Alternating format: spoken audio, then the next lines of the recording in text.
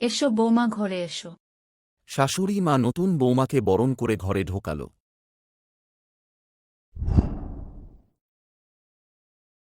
এই দেখো বৌমা, এই হচ্ছে রান্নাঘর। আমি এ বাড়িতে বিয়ে হওয়ার পর থেকেই এ হেসেল সামলেছি। আজ আমি এ দায়িত্ব তোমার হাতে তুলে দিলাম। আজ থেকে এই হেসেল সামলানোর দায়িত্ব তোমার। কি পারবে তো সব কাজ সামলাতে? আপনি একদম চিন্তা করবেন না শাশুড়িমা। আজ থেকে এখানের সব দায়িত্ব আমি যথাযথভাবে পালন করব। এরপর শাশুড়িমা একে একে সব ঘরগুলি নতুন বৌমাকে চিনিয়ে দিল।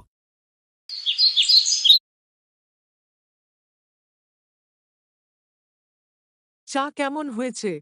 বাহ, খুব ভালো হয়েছে। তুমি এখন তাড়াতাড়ি ভাত বসিয়ে দাও। রতন সেই ভোরে উঠে মাঠে কাজ করতে গিয়েছে। হে, আমি এক্ষুনি রান্না বসিয়ে দেব। রতন খুবই পরিশ্রমী ছেলে। ছোটবেলা থেকেই সে বাবার সঙ্গে মাঠে গিয়ে কাজ করেছে।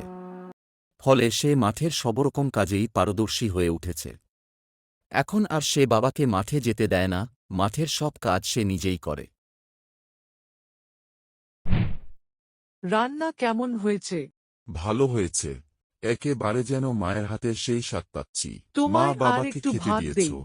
না, আমি ওদের বলেছিলাম খেতে, কিন্তু ওরা তুমি না খেলে খাবে না। তুমি আগে খাবে, তারপর ওরা খাবে। তোমায় আর একটু ভাত দেই? না, আমার আর ভাত লাগবে না। এখন মা বাবাকে খেতে দিয়ে তুমিও খেয়ে নাও।